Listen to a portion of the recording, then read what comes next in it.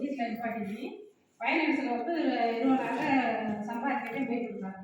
சரி இதை நம்மளுக்கு கட்ட முடியாது, வெளிநாட்டில் போய் பையனை அனுப்பி 20 வருஷம் கட்டணும் சேஃப்டியாக அப்படின்னு சொல்லி நான் வீட்டில் நிப்பாட்டி அந்த நேரம் சமூக சார் நான் வெளிநாடு போகிறேன் அப்படின்னு சொல்லி மாயவ சாரை கூட்டிகிட்டு வந்தேன். கூட்டிகிட்டு வந்து இந்த மாதிரி சொல்லி பேசி அப்படின்னா பாட்டையே நான் சொன்னேன், இவர் வந்து வெளிநாடு அனுப்புறதுக்கு உபயோக போடுறது அப்படின்னு சொல்லிட்டு எவ்வளோ சார் அமௌண்ட் கட்டணும் அப்படின்னு சொல்லி நான் அவர் ரொம்ப அதிர்ச்சியாக இருக்குது. ஆமாம்மா அவ்வளோலாம் நீங்கள் கட்ட வேண்டாம், நீங்கள் எவ்வளோ மட்டும் கட்டுங்க அப்படின்னு சொன்னாங்க. இல்லைம்மா எல்லாம் சார் நான் வெளிநாட்டையும் பையன் அனுப்புகிறோம் அப்படின்னு.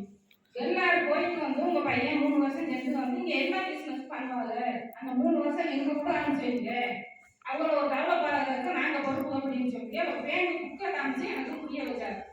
எனக்கு நான் படிக்கிற விவசாயிட்டேன், அவர் பேங்க் புக்கை பார்த்து நான் படிவானதுனால இந்த பிஸ்னஸை நான் எடுத்துக்கிட்டேன்.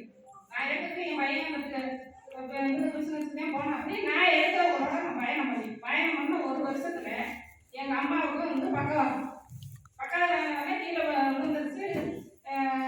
பையன் கூட்டி போட எக்கடா வந்துருக்கேன், நான் என் காலில் விழுந்துருச்சு. நம்ம இந்த பொறுப்பில் இருக்கிறவங்களுக்கு அந்த பிராணத்தை பொறுப்பு எனக்கு மனசில் பரவாயில்லைனால நான் போய் ஆட்டோ பிடிச்சி போய் கூட்டிகிட்டு வந்து நகைச்சிட்டு வந்துருக்கேன். நீங்கள் எப்படி வச்சுருந்தா சரி வராது, நீ ஆஸ்பத்திரி முதல்ல கூட்டி போங்க அப்படின்றாலே நினைச்சிட்டு இருக்காரு. சரி அப்படின்னு சொல்லி ஆஸ்பத்திரி கூட்டி போனாக்கா அது இந்த மாதிரி நீ பார்க்க முடியாது, போய் நாங்கள் வண்டி அனுப்புகிறோம், நீ சிஎஸ்க்கு வந்துக்கோங்க அப்படின்றாரு. இல்லை கேள்வி முடியாது, நீ சிஎஸ்ல வாங்கினா இப்போ டயர் கொரோனா டைம் ஊசியை கூட கொண்டுடுவா அப்படின்னு நமக்கு பாதுகாப்பாக வேணும். எனக்கு வந்து வீட்டுக்காரனால என் பசங்களை வளர்த்தது ஒரு சேஃப்டிக்கு வந்து எங்கள் அம்மா பாரு, அதனால நம்ம விடக்கூடாது அப்படின்ட்டு நான் வீட்டுக்கு கூட்டிய உடனே எங்கள் அப்பாவோட ஒரு சேஃப்டியாக வச்சுட்டு நான் அதுக்கப்புறம் எங்கள் அம்மா கூட்டி போகிறேன், நீங்கள் வந்து இப்போ ரிசார்ஜ் பண்ணுங்க அப்படின்னு சொல்லி நான் காரில் கூட்டிக்கிட்டே எங்கள் வீட்டுக்கு வந்துட்டேன். வீட்டுக்கு வந்த முன்னாடி சம சாருக்கும் மாயவ சாருக்கும் நான் ஃபோன் பண்ணாங்க.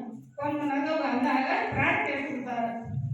அந்த டேப்லெட்டு 9 பேர் கவாசி பசங்க 4 ஒன்று இதை மட்டும் யூஸ் பண்ணிட்டு வாங்கம்மா அப்படின்னு சொல்லி எடுத்து கொடுத்தாரு. 40 நாள் அது வந்து காப்பாற்ற முடியாதுன்னு சொன்னாங்க. இதுதான் 1 வருஷம் ஆகலாம் இல்லை 6 மாதம் ஆகலாம்னு கூட சொன்னாங்க. நான் 40 நாளையில் என் பையனை கூட நான் என் ஊரில் இருந்த பையனை வர சொல்லி தாய் பிள்ளைனா அதோட சேஃப்டியை நான் நடக்க வைக்கணும், எனக்கு இந்த பிஸ்னஸ் வாய்ப்பு வரணும் நம்பிக்கை இருந்தால் நான் எங்கள் ஊரில் எல்லாருமே எனக்கு வீட்டுக்காரர் இல்லாதனால என் பிள்ளைய வந்து எனக்கு நம்பிக்கை கொடுத்துட்டார். அதனால நான் யார் சொன்னாலும் நான் பயப்படுறேன்.